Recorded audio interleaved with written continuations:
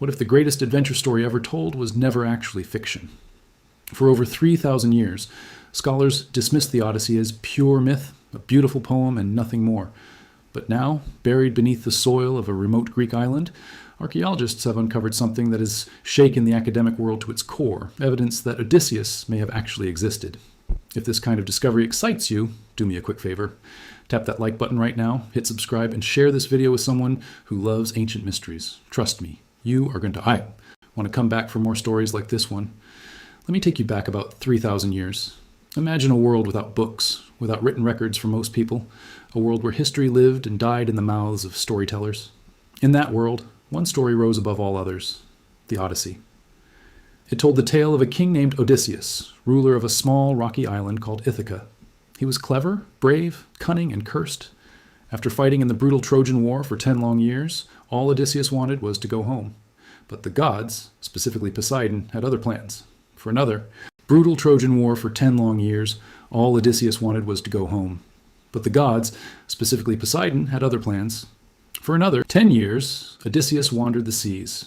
He faced man-eating giants, enchanting sirens whose songs could drive sailors mad, a terrifying six-headed monster called Scylla, and a deadly whirlpool named Charybdis. He lost every single one of his men along the way. He was offered immortality by a goddess and turned it down because all he wanted was to see his wife, Penelope, and his son, Telemachus, one more time. When he finally made it home, he found his palace overrun by arrogant suitors trying to marry his wife and steal his kingdom. So he did what Odysseus does best. He found his palace overrun by arrogant suitors trying to marry his wife and steal his kingdom.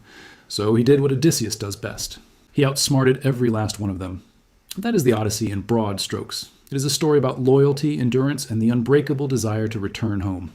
And for most of human history, that is all it was considered to be. A story, a poem, a magnificent piece of fiction attributed to a blind poet named Homer. Scholars analyzed it, students studied it, and filmmakers adapted it over and over again, including Christopher Nolan's brand new blockbuster that has audiences around the world completely captivated right now. But the Odyssey was always treated as mythology, not history, until the dirt started telling a different story. On the island of Ithaca, yes, the very same island where Odysseus supposedly ruled, archaeologists made a discovery that sent ripples through the entire field. High on a rocky ridge, they uncovered the remains of an ancient structure.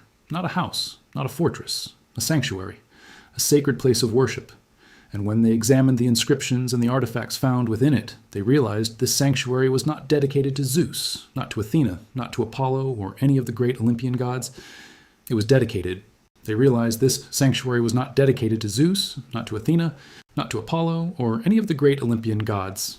It was dedicated to Odysseus. Let that sink in for a moment. People on the island of Ithaca built a temple and worshipped Odysseus as if he were divine. They carved his name in Greek. They created a bronze likeness of him. They gathered on a mountaintop to honor him, not as a fictional character, but as someone who had lived, who had ruled, who had mattered to them deeply enough to be elevated beyond mortal memory. Now here is the question that keeps historians up at night. Why would the people of Ithaca go through all that trouble for a man who never existed? Think about it practically. Dragging heavy stone up a mountainside, constructing walls, carving inscriptions, maintaining a site of worship for generations. That is not something you do for a bedtime story. That is something you do for a king, a real king. The site itself had been known to locals for a long time. They had their own name for it. They called it the School of Homer.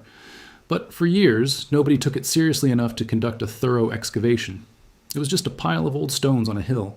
Then in 2018, an archaeologist named Gios Lolos from the University of Ioannina decided it was time to take a much closer look. What his team found changed the conversation entirely. Beneath the surface, they uncovered artifacts dating back to roughly the 13th century BC. That is the exact time period when the events of the Odyssey are believed to have taken place. They found fragments of ancient vessels, suggesting there had been a thriving settlement in the area. They found underground chambers with massive stone walls. They found what may have been a great hall. And most importantly, they found the name of Odysseus himself inscribed in Greek, along with that bronze bust. This was unmistakably a hero cult site, a place where people gathered to worship a figure they believed was real, and they were doing it during or very close to the era of the Trojan War. Now, does this prove beyond all doubt that Odysseus was a flesh and blood king? No, not conclusively, but it adds serious weight to the argument. And the practice of turning dead rulers into divine figures was not unusual in the ancient world. It happened everywhere. In ancient Rome, the Senate had a formal process for deifying dead emperors. in the ancient world. It happened everywhere. In ancient Rome, the Senate had a formal process for deifying dead emperors. They called it apotheosis. Julius Caesar was declared a god after his assassination. Augustus received the same honor. It was a political and spiritual act rolled into one. In Southeast Asia, the kings of Angkor were venerated as god kings, believed to be living manifestations of Hindu deities or the Buddha himself. In Egypt, Ramesses II ruled for an astonishing 66 years. In a world where the average person barely lived to 30, 2 or 3 entire generations were born, grew old, and died knowing no other pharaoh. By the time Ramesses finally passed, people genuinely believed the world might be ending because, to them, he was not just a ruler, he was eternal. If Odysseus was a real king of Ithaca, a man so beloved and so legendary that his people remembered him for centuries, then a hero cult in his honor makes perfect sense. It fits the pattern of how ancient civilizations treated their greatest leaders. They did not just remember them, they worshipped them. And if you are still watching, and I really hope you are, you should know that Ithaca is only the beginning, because they did not just remember them, they worshipped them. And if you are still watching, and I really hope you are, you should know that Ithaca is only the beginning, because the trail of evidence does not stop on one small island. It leads across the sea to the ruins of a city that was supposed to be impossible, a city called Troy. Before we go there, if you are finding this fascinating, just take a second and drop a comment below telling me what part of the Odyssey grips you the most. Is it the monsters, the gods, the journey home? While you're down there, make sure that subscribe button is clicked and the bell is turned on, because I have so much more to share with you and I do not want you to miss a single thing. The bell is turned on because I have so much more to share with you and I do not want you to miss a single thing. Now, let us talk about Troy. The Odyssey is actually the second half of a much larger story. The first half is told in the Iliad, Homer's other great epic. The Iliad describes the final stretch of the Trojan War, a massive conflict between the Greek kingdoms and the city of Troy. According to the story, it all started because Paris, a prince of Troy, abducted Helen, the queen of Sparta, and the most beautiful woman in the world. Her husband, King Menelaus, went to his brother Agamemnon, the most powerful king in Greece, and together they assembled. Her husband, King Menelaus, went to his brother Agamemnon, the most powerful king in Greece, and together they assembled a coalition of Greek forces to sail across the sea and bring Helen back. What followed was a 10-year siege. The Greeks camped on the beach outside Troy's towering walls and could not break through.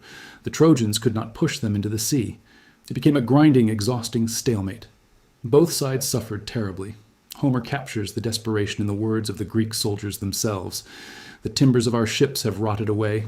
The cables are broken. Far away are our wives and our young children. These were not triumphant warriors. These were broken, homesick men clinging. The timbers of our ships have rotted away. The cables are broken. Far away are our wives and our young children. These were not triumphant warriors. These were broken, homesick men clinging to a cause that seemed hopeless. Some skeptics have argued that a 10-year siege is absurd. No army would sit outside a city's walls for a decade, but history proves them wrong. The siege of Ceuta by Moroccan forces lasted 32 years, from 1694 to 1727. The Ottoman siege of Candia on the island of Crete dragged on for 21 years before the city finally surrendered. A 10-year siege is not only plausible, it is relatively modest compared to what actually happened later in history. And then came the moment that changed everything. After the great Greek warrior Achilles killed Hector, Troy's mightiest defender in single combat, the balance finally shifted. But the wall still held. That is when Odysseus, the cleverest man in the Greek army, devised his legendary plan. The Greeks built an enormous wooden horse. A small team of soldiers hid inside. The rest of the army packed up their camp and pretended to sail away as if they had given up. The Trojans found the horse standing outside their gates. They believed it was an offering, a gift from the retreating Greeks to the gods, so they wheeled it inside the city. That night, while Troy celebrated, Odysseus and his men crept out of the horse under cover of darkness. They opened the gates. The Greek army, which had only sailed out of sight and circled back, stormed in. Troy burned. For thousands of years, Troy existed only in this story. No one knew where it was. No one even knew if it was real. Then, in the 19th century, a German businessman named Heinrich Schliemann decided he was going to find it. Most professional archaeologists laughed at him. He was not trained, he was not qualified, but he was obsessed. Schliemann traveled to the northwestern coast of modern-day Turkey, to a mound called Hisarlik, and he started digging. What he found beneath the soil, the gold and silver Schliemann held up as proof of the Trojan War, actually belonged to a much earlier civilization that had nothing to do with Homer's story. Some accused Schliemann of dishonesty, of gathering artifacts from different parts of the site and lumping them together to support his narrative. Whether he deliberately deceived people or simply made mistakes driven by excitement, the treasure could not be connected to the Trojan War. But that does not mean Troy is fiction. Modern archaeologists have identified two specific layers that are strong candidates for Homer's Troy. One dates to around 1700 BC, the other, and this is the critical one, dates to approximately 1190 BC. Ancient Greek historians independently calculated that Troy fell around 1184 BC, and the archaeological layer from that exact period tells a dramatic story. This version of the city was surrounded by walls standing 30 feet high. Additional defensive walls were hastily built outside the main fortifications, the kind of construction you throw up in desperation during an active siege. Watchtowers reinforced the citadel. Everything about this layer screams conflict. Everything about it screams war. Archaeologist Trevor Bryce has pointed out that this was the most formidable version of Troy that ever existed, and it was violently destroyed. The dates align, the physical evidence aligns, the story aligns. Mainstream scholars who reject the historicity of the Odyssey still have to acknowledge that something catastrophic happened to this city at exactly the time Homer said it did. Some argue it was an earthquake followed by a local uprising. Others point out that the Mycenaean civilization, the Greek culture that would have launched the attack, was already collapsing by this point. But collapse does not mean total disappearance. A civilization in decline can still field armies. A king can still wage war even as his homeland crumbles behind him. And if the siege truly lasted a decade, the army at Troy may have been cut off from a homeland that was falling apart without them. What we know for certain is this. The city at Hisarlik was real. It was powerful. It was destroyed violently. And the timing matches the legend perfectly. After its final destruction, the city was abandoned. Then, centuries later, Greek settlers arrived and found the ruins. They moved in and named their new home Ilion. That name sounds strikingly close to Iliad. Was that a coincidence? Or did they know exactly what they were standing on? The ancients certainly believed it was Troy. When the Persian king Xerxes marched his army toward Greece around 480 BC, he stopped at Ilion to pay tribute to the legendary city. When Alexander the Great passed through going the opposite direction to conquer Persia, he did the same thing. Alexander gave Ilion special protected status within his empire because of its mythological significance. When Rome later conquered the region, they kept that status because Roman tradition held that Aeneas, a Trojan hero who survived the fall of the city, was an ancestor of Romulus and Remus, the legendary founders of Rome itself. The people living in and around the city leaned into the legend. They turned Troy into a tourist destination, attracting visitors from across the ancient world who wanted to walk the same ground where gods and heroes once clashed. Some things truly never change. Now, if you are still with me, and I know you are because this story just keeps getting more incredible, I want to ask you something. Have you shared this video yet? Because if someone you know loves history, mythology, or just a great mystery, they need to see this. Send it to them right now. You will be giving them a gift they were not expecting today. Let us keep going because there is another puzzle that most people never think about. Was Ithaca even Ithaca? It sounds like a ridiculous question. Of course, Ithaca exists. You can find it on any map. It is a real island in the Ionian Sea off the western coast of mainland Greece. But here's the twist. The Ithaca of today may not be the Ithaca that Homer was describing. In the Odyssey, Homer gives specific geographic details about Odysseus' homeland. He says it lies close to 3 other islands. He says it is the farthest island out to sea, facing west. And he describes it as low-lying. Those 3 details are very specific. And when you look at the actual island of Ithaca today, they do not match. Modern Ithaca is mountainous, not flat. Its position relative to neighboring islands does not line up with Homer's. It is the farthest island out to sea, facing west, and he describes it as low-lying. Those 3 details are very specific, and when you look at the actual island of Ithaca today, they do not match. Modern Ithaca is mountainous, not flat. Its position relative to neighboring islands does not line up with Homer's description. This discrepancy has fueled decades of debate. In the early 20th century, archaeologist Wilhelm Dorpfeld argued that Homer's Ithaca was actually the island of Lefkada, located just to the north. Lefkada matches several of Homer's geographic clues more closely. Other scholars have suggested that Cephalonia, the large island next door, was the real Ithaca. In 2005, an author named Robert Bittlestone made a case for Paliki, a peninsula on Cephalonia's western side that may have once been a separate island. He identified archaeological ruins there that could plausibly have been the remains of a palace. And yet, many experts remain convinced that modern Ithaca is exactly where it should be. The legendary British explorer Tim Severin spent years tracing the sailing routes described in the Odyssey, matching Homer's descriptions to real landmarks and real currents. Severin concluded that the geography works. Ithaca is Ithaca.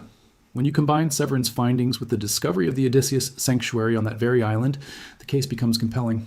The people who lived there believed it was the home of Odysseus. They worshipped him there. They built a temple to him there. If that is not evidence, I do not know what is. Sometimes I think scholars create mysteries where none exist, just to give themselves something to argue about. But maybe that is what keeps history alive. Now, before we wrap up, there is one more remarkable piece of this puzzle that I want to share with you. It is the oldest surviving copy of the Odyssey in book form anywhere on Earth. It is called the Manchester Odyssey, and it dates to the 3rd century BC. That means it was written down no more than a few hundred years after Homer first composed the story. It was created in Egypt during a period when the old scroll format was being replaced by a newer technology, the codex, folded sheets of parchment bound together into pages. Think of it as the ancient version of switching from cassette tapes to compact discs.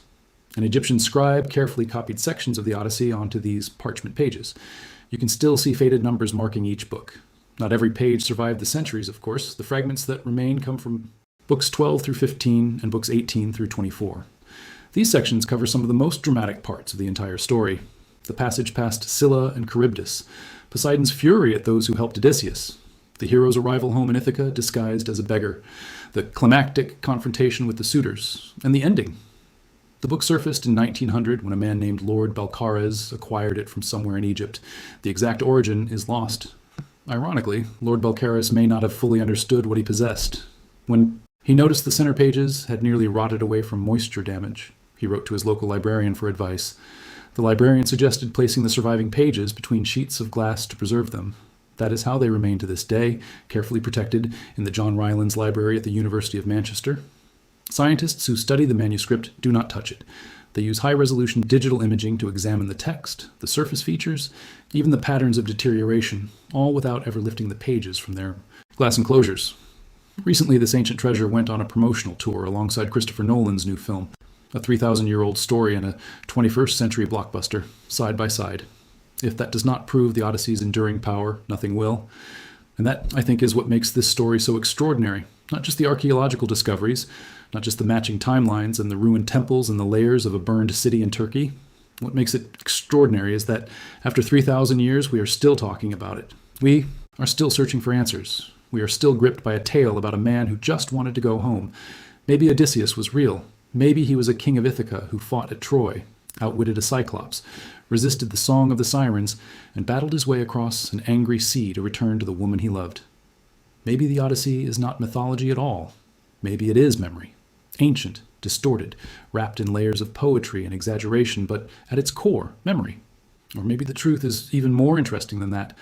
Maybe it does not matter whether Odysseus walked the earth or not, because the things his story represents, courage in the face of impossible odds, loyalty that survives decades of separation, the burning need to find your way back to where you belong, those things are as real today as they were 3,000 years ago. Every person who has ever been lost, every person who has ever fought to get back to the people they love, carries a piece of Odysseus inside them. The ruins are there. The inscriptions are there. The layers of a destroyed city match the legend almost perfectly. The oldest copy of the story sits behind glass in a library in England, its faded ink still legible after millennia. The evidence is piling up. And maybe one day, someone will dig up one more artifact, one more inscription, one more piece of the puzzle, and the debate will finally be over. Until then, the Odyssey remains what it has always been, the greatest story ever told. And perhaps, just perhaps, the truest one too. If this video gave you chills, if it made you think, if it made you see an ancient story in a completely new light, then you already know what to do.